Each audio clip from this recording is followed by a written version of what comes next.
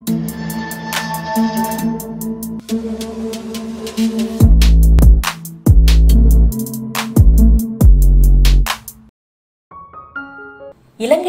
உறவுகளை துண்டித்து சீனாவின் ஆதிக்கத்தை இந்தியாவில் தடுக்க வேண்டும் என்று நாம் தமிழர் கட்சியின் தலைமை ஒருங்கிணைப்பாளர் சீமான் வலியுறுத்தியுள்ளார்.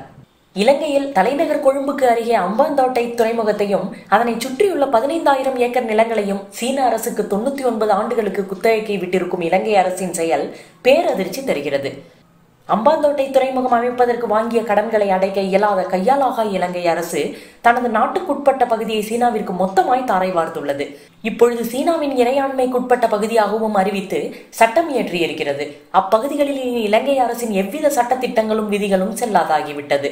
அது முழுக்க முழுக்க சீன நாட்டின் கட்டுப்பாட்டுக்குட்பட்ட பகுதிகளுக்குள் ஒன்றாக இருக்கும். இது இந்தியாவின் எல்லையோர பாதுகாப்பிற்கு பெருங்கேட்டை விளைவிக்கக்கூடிய பேராபத்தாகும். இது நட்பு நாடென நம்பி உறவு கொண்டாடிய இந்தியாவிற்கு வஞ்சக இலங்கை அரசு செய்திருக்கும் பச்சை துரோகமாகும். வடகிழக்கில் எல்லையை ஆக்கிரமித்து அச்சுறுத்தி வரும் சீனா தெற்கே கன்னியாகுமரியிலிருந்து 290 கிலோமீட்டர் தொலைவில் தன் நாட்டு இறையாண்மையுடன் இலங்கையில் நிலை கொள்வது இந்தியாவின் பூகோள நலன்களுக்கு மிக பெரும் ஊறு விளைவிக்கும் கொடுந்திகாகும். தங்களது தந்தையர் நாடனை நேசித்து நின்ற விடுதலை புலிகளையும் ஈழச் சொந்தங்களையும் அழித்தொழிக்க இலங்கைக்கு ஆயுதமும் பணமும் கொடுத்து பன்னாட்டளவில் இலங்கைக்கு ஆதரவு வட்டத்தை உருவாக்கி ஆதரவளித்த இந்தியாவின் முதுகில் மீண்டும் குத்தி தாங்கள் யாரென வெளிக்காட்டியிருக்கிறது சிங்கள ஆளும் வர்க்கம்.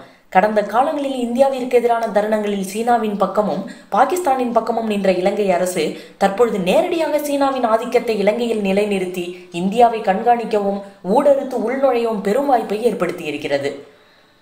தமிழீழ நாட்டை அடைந்து தருவதாக வாக்கு கொடுத்து பல லட்சம் கோடிகளை கொட்டி தருவதாக உறுதியளித்து திரிகோணமலையில் சில ஏக்கர் நிலத்தை குத்தகைக்கு கேட்ட அமெரிக்காவையும் சீனாவையும் அந்நியரென கூறி விரட்டி அடித்து இந்தியாவையும் அதன் பாதுகாப்பையும் தொலைநோக்கோடு சிந்தித்து செயல்திறன் வகுத்து முடிவெடுத்திட்ட எனது உயிர் அண்ணன் அன்பு தலைவர் வே பிரபாகரன் அவர்களையும் விடுதலை புலிகளையும் பயங்கரவாதிகள் என கூறி எதிர்நிலைப்பாடு எடுத்து சிங்கள பேரினவாதிகளின் பக்கம் நின்ற இந்திய பேரரசு இப்பொழுது கள்ள மௌனம் சாதிப்பதின் அரசியலை விளங்கிக் கொள்ள முடியவில்லை. தமிழீழ நாடு அமைய பெற்றிருந்தால் தந்தையின் விரல் பிடித்து நடக்கும் செல்ல மகன் போல இந்தியாவின் பாதுகாப்பு பேரரணாக அது இருந்திருக்கும். வரலாற்றில் இல்லாத வகையில் சீனாவால் தெற்கே ஒரு அத்துமீறலை எதிர்கொள்ளும் கொடுஞ்சூழல் இந்தியாவிற்கு உருவாகி இருக்கிறது.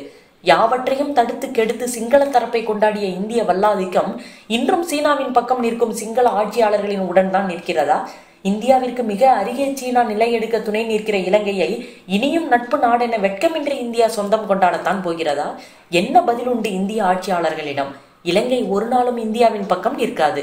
சிங்களர்கள் ஒருபொழுதும் இந்தியாவை நேசிக்க மாட்டார்கள் என பல ஆண்டுகளாக எடுத்துரைத்தோம். அவை யாவும் விழுந்ததா இந்திய ஆட்சியாளர்களின் செவிகளில்?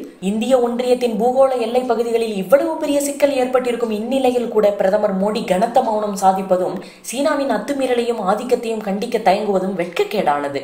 ஆகவே இந்திய அரசானது இனியாவது விழிப்புற்று சீனாவின் ஆதிக்கத்தை கண்டிக்கவும் தடுக்கவும் முற்பட வேண்டும் எனவும் நட்பு நாடென இலங்கையுடன் உறவு கொண்டாடும் சுயத்தன்மத்தை விட்டு அந்நாட்டுடனான அத்தனை உறவுகளையும் துண்டிக்க வேண்டும் எனவும் இந்திய ஒன்றிய அரசை நாம் தமிழர் கட்சி சார்பாக வலியுறுத்துகிறேன். இவ்வாறு சீமான் தெரிவித்துள்ளார். மேலும் இது போன்ற அரசியல் மற்றும் சினிமா செய்திகளை பற்றி தெரிந்து கொள்ள எங்க அர்த்தமிழ் சேனலை மறக்காம சப்ஸ்கிரைப் பண்ணுங்க, லைக் பண்ணுங்க, ஷேர் பண்ணுங்க, கூடவே பெல் பட்டனையும் அழுத்துங்க.